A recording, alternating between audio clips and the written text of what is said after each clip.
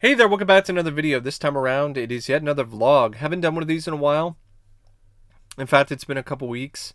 And I got a few stacks of some DVDs and Blu-rays and 4Ks and one lone VHS that I want to show you. Um, a good chunk of these were birthday presents to myself. Some of them were stuff that I got fairly recently within the last few days or weeks. Um, I do have more though, because there was a certain store that was going out of business.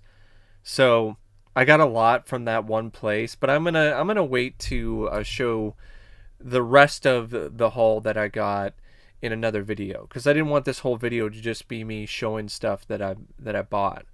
Um, but the reason why I'm saving that for another video is because I got some thoughts I want to share and some fairly recent movie trailers that I checked out, and I also want to share a few thoughts on some upcoming Blu-ray and 4K releases. So let's get started. I'll start with the VHS. Actually, there's only one of them, and it's Final Judgment with Brad Dourif and Isaac Hayes. It's a film I've been trying to get my hands on for a long time. It's on YouTube, but the picture quality is terrible. It's like it's shot with a potato. And this price is correct. Yes, I did pay $30 for this. I know some people would think that's insane, especially when the original price was $1. Somebody paid $1 for this. I wish I was that guy, but no. Wound up paying $30. But I couldn't find it anywhere else, and it was just as much, if not more than that on eBay. So it could turn out to be not worth the money, but I'll never know unless I actually get a copy for myself. So I picked it up. I bit the bullet and I bought it. These are some Indiana Jones steel books. Now, initially this had a box set, but the seller that I got these from on Facebook Marketplace, he was selling them without the box. So I just wound up getting them without the box set, and I'm okay with that because the steelbooks are still in relatively good shape. The discs were all in pristine condition, and I got a good deal on it. Like, I saved money by just buying these separately without the box set. So here we have Indiana Jones, The Raiders of the Lost Ark. This is the steelbook. Um, I know they are releasing new releases of these films with the original poster art in steelbook form in 4K, which is kind of lame, but knowing Paramount, it makes sense. They kind of tend to do that. I just don't know why they didn't do that initially with the box set, just the original poster art. Why did they do this white background and art? And it doesn't look terrible. It's okay. I've seen worse steelbooks, but I mean, I would prefer the original poster art by Drew Struzan, but I'm okay with it. Really, it's all right because like they're uniformed, like they all match. So there's the Last Crusade, and then I also got Kingdom of the Crystal Skull. And one of these days, sometime this year, I will definitely review all of these movies. It's been a long time coming because I'm a huge Indiana Jones fan. I would say at least the first three films are some of my favorites. The fourth film I think is incredibly underrated, and I think it's overhated, and I don't think it's anywhere near as bad as people make it out to be, despite it not being as good as the first three. But I'll save more of my thoughts for whenever I do get around to doing those videos. Here we have some more 4Ks. This time it's from Arrow Video. We have Crash, the David Cronenberg film. Heard some interesting things about it. Never seen the film. Was able to get a good deal importing this directly from Arrow. They had a sale in I'm trying to remember, was it early May? Like, they had a sale recently where it was actually a significantly good deal. So I also this was a pre-order though from Amazon. This is Mary Shelley's Frankenstein. Great transfer, good features. If you're a fan of this film, this is a must-own. But I am definitely not as big of a fan of this as I am of Bram Stoker's Dracula, another film that I definitely need to do a review one of these days. Sony's 4K release is good, but honestly, I would love to see it get a treatment by Arrow. I mean, they did one for Mary Shelley's Frankenstein. I would love to see one for Bram Stoker's Dracula. Uh, Next up is my 4K media book of The Running Man. I love this thing. I absolutely, I'm in love with this media book. This thing is awesome. This is an awesome film, and this is a really cool release. This is from Germany. It's from a company called Cape Light, and there is a chance that Paramount might do a 4K, but I highly doubt it. So I decided to get this while I still could for a relatively affordable price. It still was like over $30. It was not cheap. But I love the movie. And the Blu-ray from Olive Films that's out, it's so-so. The transfer isn't really the best. And I saw somebody sharing photos of this on a group that I'm a part of, and I was like, oh, this is just awesome. Like, I need this. And yeah, and I checked out the 4K. I haven't rewatched it again, but I checked out the 4K and it looks amazing. This is easily the best the film has ever looked. The transfer is tremendous. It's a great transfer. And the 4K, of course, is region free, so if you're a fan of The Running Man, and you can still get your hands on that media book, I would recommend it if you got the cash, because there's no guarantee that Paramount is going to release a 4K themselves. Back to Arrow again with the Children of the Corn trilogy. Been wanting this for a while now, and it was part of that sale. It was through Zavi, actually. It wasn't directly through Arrow. I just remembered that. But and Zavi actually delivered. Everything was in good shape, and it was shipped in a box. They weren't shipped in like individual bubble mailers. But yeah, this is the Children of the Corn trilogy, so it includes the 4K of the first film, as well as the regular Blu-rays of the second and the third film, which are only included in this set. They're not sold separately.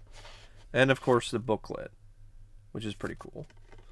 I mean, I'm not super big on Children of the Corn films, but for the collection, I was like, sure. Also, I like... when it comes to the sequels, I would say 2 and 3 are the ones that I like. The rest of them are just terrible. They could go in a corn thresher for all I care, because I'm not a fan of them at all. But I definitely wanted to get it because I'm a sucker for box sets and was curious about some of the features. And speaking of box sets, got the Arrow Dario Argento 4K set. So we have The Bird with the Crystal Plumage, his directorial debut, Where It All Began, which also comes with a booklet and a poster and everything. I also got Cat O' Nine Tails, which is another Dario Argento horror film. So we have that one. They do have reversible cover art, but I like the cover art, so I just kept it the way it was. And then here we have Deep Red, which I would say is definitely one of my favorite Argento films. And this is a pretty cool release as well.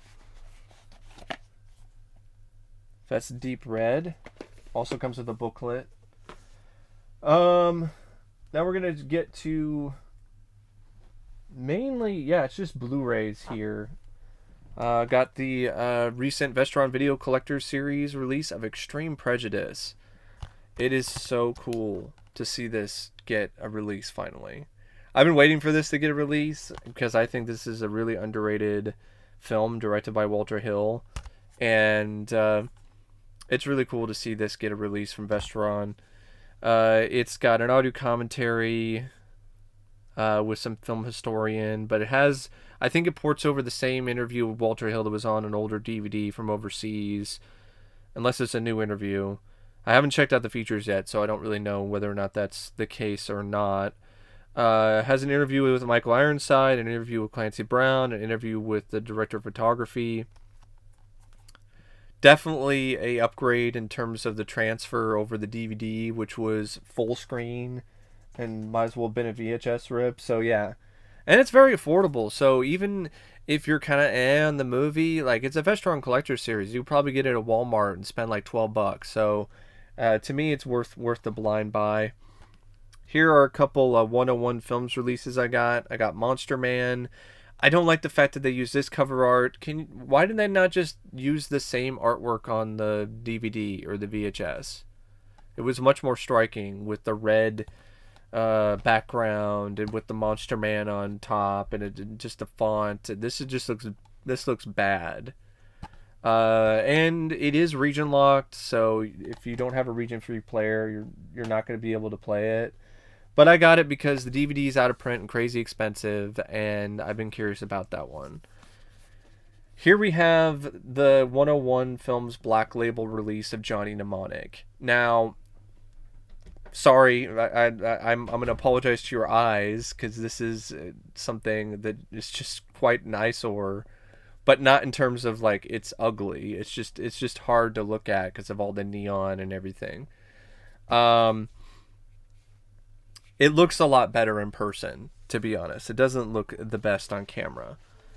This is a okay release. It's disappointing in some ways. The reason why it's a disappointing release is not because of stuff like, the booklet. The booklet's alright, has some decent, essays and stuff like that. It's because of the disc itself. The disc itself has a pretty average transfer. And if this was back in the early 2000s and this was the first time the film was released on Blu-ray, that wouldn't really be much of an issue. But the fact that it is the most current release of this film on Blu-ray, that should be unacceptable. Like, this looks worse visually and transfer wise than the old Image Entertainment release that's out of print, which I was considering selling because of the fact that I was getting this, but then I checked this out and I was like, this doesn't look as good as the other Blu-ray that I already have. So yeah, it's a bummer, but I'm still glad to have this because there's some extra stuff. Like, there's some extra little short films on here. There is an auto commentary with a film critic, which that's probably going to suck. But also the Japanese director's cut is on this, and I've been curious about that. So that's really the main reason why I got it. Also because I'm a fan of the film, but it's a bummer. It is kind of a bummer, to be honest, that the transfer is so mediocre. Here we have another Blu-ray. This is the Steelbook of Some Kind of Wonderful from Paramount. It's a film that I've heard about, but I just never really got around to seeing yet. And actually saw this at a game shop and picked it up. It's been on my wish list for a while. I think Howard Deutsch directed it. I think it was another John Hughes film that he wrote. And to round out we have a few more Blu-rays after this. So we have Street Smart with Christopher Reeve and Morgan Freeman. This is an all of films release. No features, but it looks good. It's definitely an upgrade over the DVD. This is the film that Christopher Reeve lobbied to Canon, and the only reason why he did Superman 4 was because they agreed to finance a Street Smart. And I think Street Smart's actually a pretty good drama, pretty good thriller. With some good performances by Christopher Reeve and Morgan Freeman. I honestly think it's pretty underrated because barely anybody ever talks about it. And then I also got Great Balls of Fire. Goodness gracious, Great Balls of Fire! That's the classic song by Jerry Lee Lewis. And this is the biopic, Great Balls of Fire.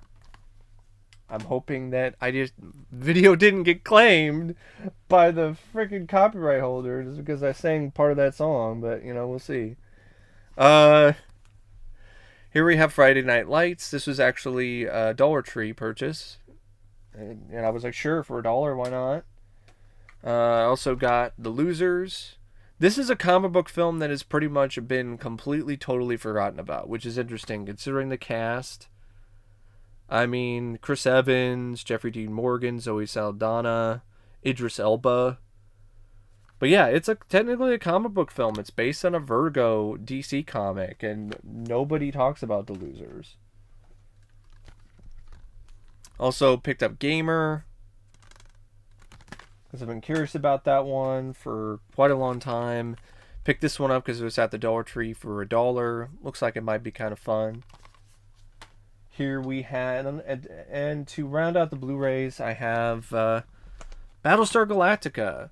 Now, these were part of a box set that I got, but I sold the widescreen versions and got rid of the box because it was just taking up space, and the box was kind of banged up. So I just took the full frame versions and the movie. So we have Battlestar Galactica. This is the film. And then we have Battlestar Galactica, the original series. Now, the reason why I got rid of the widescreen ones is because they were just cropped to fit widescreen. The original show is a full-frame series. So, there's that, and there is Galactica 1980. So, yeah, I've been wanting to get the box set for a while now. And I don't know why they didn't just release these three in the set. Why did they have the widescreen and the full frame in the same set? It just didn't make any sense. Seemed like kind of a waste. Then we have a Gladiator with Cuba Gooding Jr., James Marshall. This is a pretty underrated boxing film. Got this for like $1 at a thrift store recently. Been trying to get my hands on this one for years, so I was super hyped to get that. Great soundtrack too. I love the soundtrack for that film. Also got The Verdict, a Paul Newman film. Picked up Vulgar. This was actually brand new. Got it at a Goodwill. It's completely unopened, even though it's got a little damage on the side. Here we have what might be Richard Donner's most obscure movie, Inside Moves. A drama he did in the late 70s. Here we have the original Zorro, The Mark of Zorro. With Tyrone Power. And then we have Carib with John Savage and Kara Glover. Slapshot with Paul Newman. Interceptor Force with Olivier Gruner for the collection. The film's pretty terrible. PCU. Yeah, I remember just thinking it was okay, but this is technically out of print, and I might have it somewhere, but I don't know where it is, and I'm curious about the audio commentary, because it has the director and the star Jeremy Piven. There's also an old behind-the-scenes featurette. And then we also have Wind and the Lion, and to round out things. And if you hear anything in the background, my mom is watching Medium, and the sound on that thing is like crazy loud whenever any kind of soundtrack plays.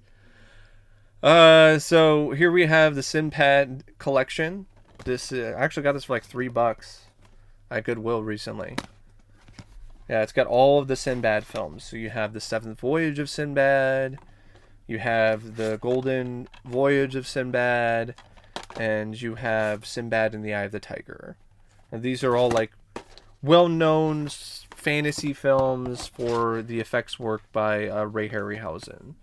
And I thought the DVDs actually look pretty dang good. I was surprised by that. And then when it comes to DVDs, I saved this for last. Perversions of Science. This is an incredibly rare Japanese release from Pioneer Entertainment. As you can see by the logo there. There were three cases, which is I guess what they call them in Japan. So there were 3 DVDs that were released that contained the entire series of Perversions of Science. But they've been out of print since 2001. They were only released in Japan, and I found this on Amazon. It was like Amazon Spain. I took the risk. I was like, sure, if it's not what I think it is, I could just get a refund. And then I got it, and it's exactly what I think it is. And the reason why I'm just beaming as a collector is I have been trying to get my hands on any of these releases for years. Like, ever since I knew that this was a thing, I was like, I want one of these. Just at least one. I don't care if it's case 1, case 2, or case 3. I just want one of these. Because I know it's incredibly unlikely for me to get my hands on the other two, or all of them. So I was like, oh, I just want one of them. Yeah, it was just one of those things where this was like a holy grail of mine. So I'm super pumped. And I checked it out, and it looks great. I mean, legitimately looks really good. The Japanese subtitles are also ones you can turn off, so they're optional. The audio is entirely in English, and this is the best possible quality you can see this show in. Doesn't have the complete series. The episodes are out of order, but you have. Trying to remember the names of some of these episodes. You have Dream of Doom, which is episode 1, which is on here. You have Boxed In, which is another one that's on here. And there's a couple others, and I'll probably talk about them at one point. Panic. That's the other one, which is honestly one of my favorites. And there's another one on here, but I forgot the name of it off the top of my head. But yeah, it's got 4 episodes, but they look good, and it's better than anything you will find anywhere else. Like, you will not find better picture quality than what's on this disc, because anywhere else online, as far as I know, I'm not a member of Cinemageddon, so I don't know whether or not they have rips of these DVDs on there. But all the other places that I've been on, in terms of groups, in terms of torrent sites and whatever, it's all VHS rips. It's all low quality, just pretty bad VHS rips from space airings. Not even the original HBO airings, because this was the show that followed up Tales from the Crypt on HBO. This has a lot of the same people involved with it that were involved with Tales from the Crypt, and it was a pretty big bomb for HBO. But I've always been fascinated by this show. I've always been intrigued by this show ever since I first read about it. And I'm just so pumped. I'm so happy to have this.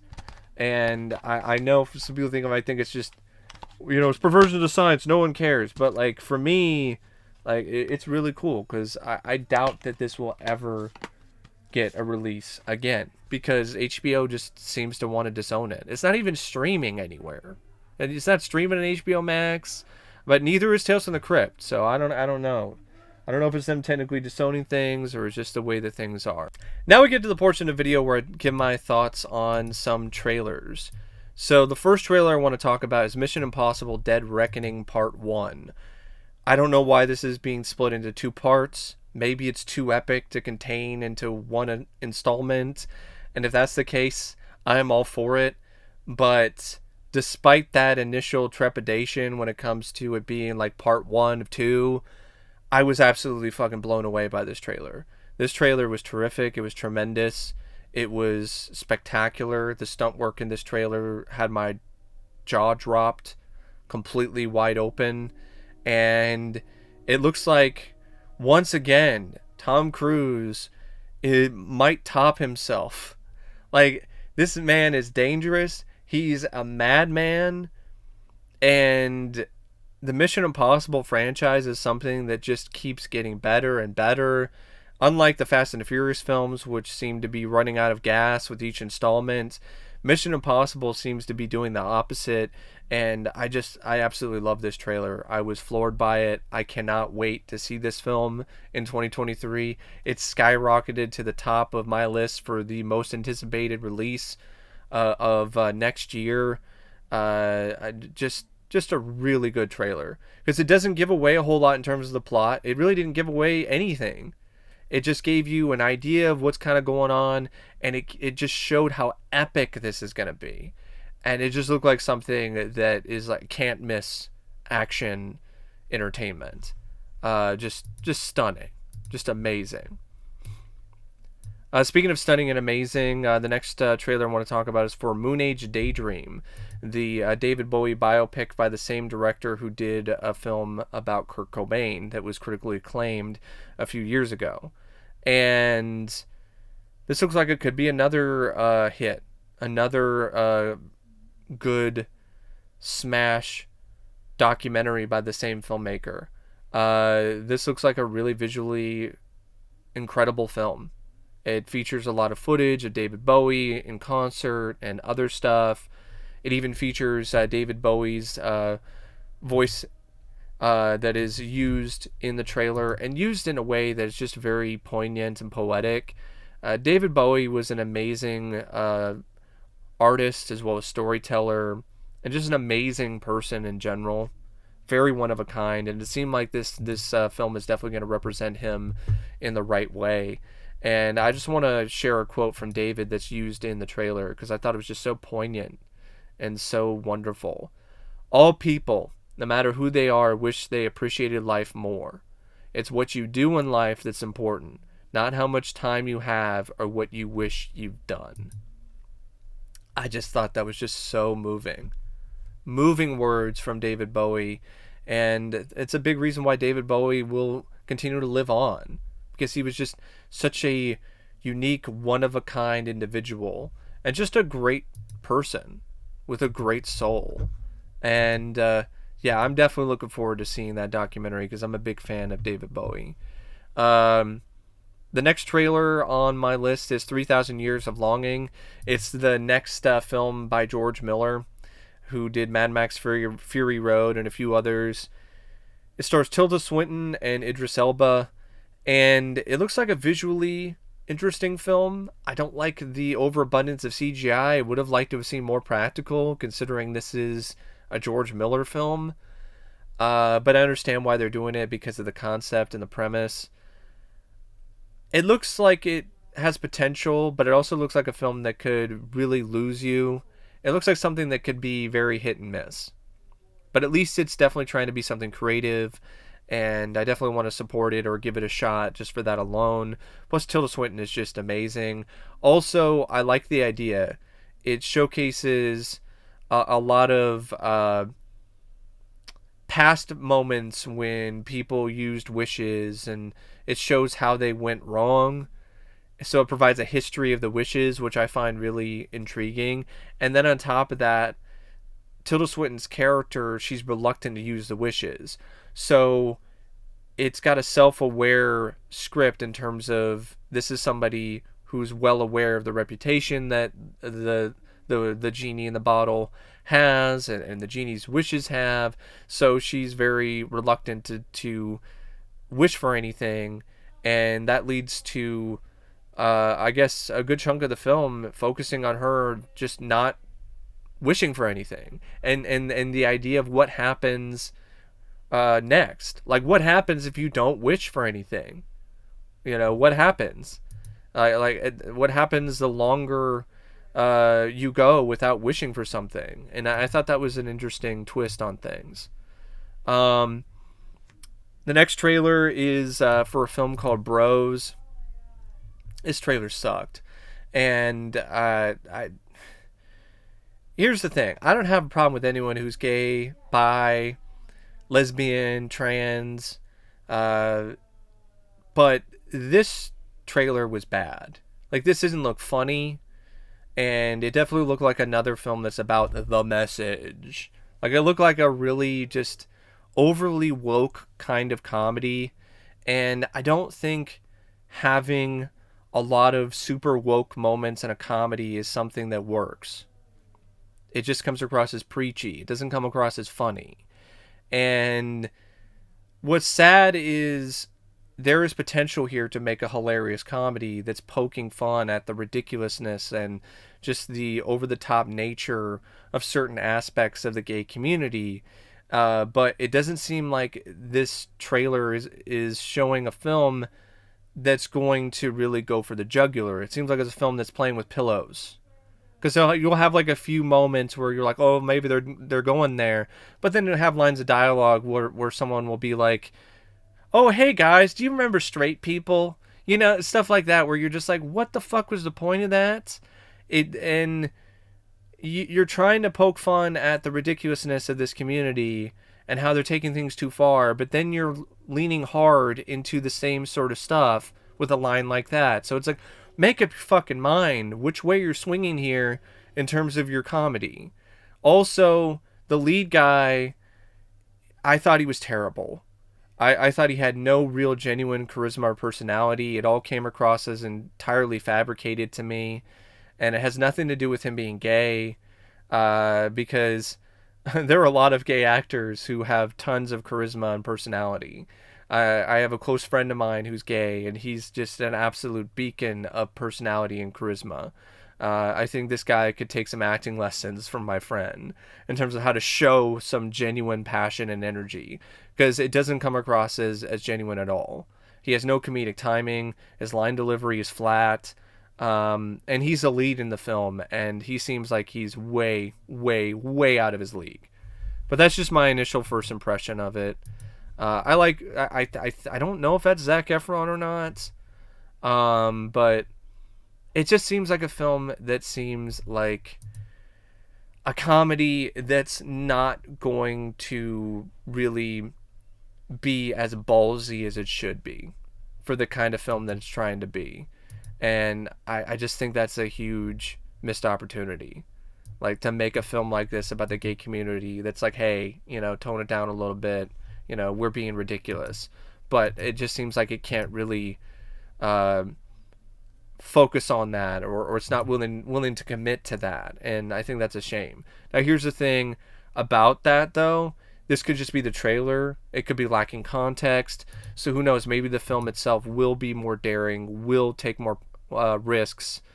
But I just doubt it from a lot of the recent sort of stuff that we've seen. It just seems very unlikely. Another film I want to talk about is the trailer for Spiderhead. Chris Hemsworth film. Miles Teller is also in it.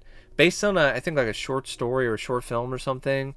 And it looks like a trippy film. Looks like an interesting movie about some kind of drug that's being administered to people who are in this like prison or this facility in the middle of nowhere, and it makes them act a certain way.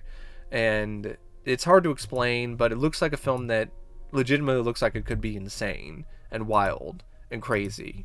And I really like films like that. So it definitely looks like a movie that is gonna definitely be out there. And I'm all for films that are trying to be out there instead of trying to play it safe. Another film that's pretty out there is a film called Brian and Charles, about this lonely inventor who builds his own robot. Looks like it could be a quirky, fun film. I just hope it doesn't steer too hard into the drama territory, because I don't think that's really going to be as effective with the plot that they're going with. Also, for a comedy, I didn't really find a whole lot of the trailer funny, so that could be a problem as well. Like, you can be quirky, but it would also help to be funny. Another trailer that I think is worth mentioning is Avatar: The Way of Water, the teaser trailer. I was really impressed by the teaser trailer. I thought it looked absolutely stunning in terms of the visuals. But it's one of those things where it depends on the story, depends on the characters. Those were the weaker elements of Avatar. Avatar looked amazing, and Avatar 2 looks like it's going to be amazing visually. But if the cast, well, not necessarily the cast, but if the characters and the plot aren't equally as amazing, then it's just going to fall short. So, I don't know. I'm more curious about it than I initially was going in because of the trailer, just because of how stunning it was visually. But I want more than eye candy. That I really need more than eye candy, because it was serviceable for the time when Avatar came out, because it was unlike anything you'd ever seen before, but it hasn't aged very well because the story is just so familiar. So I want something unique, or somewhat unique, when it comes to the story. And with these characters, like, do a better job fleshing them out, making them feel more real.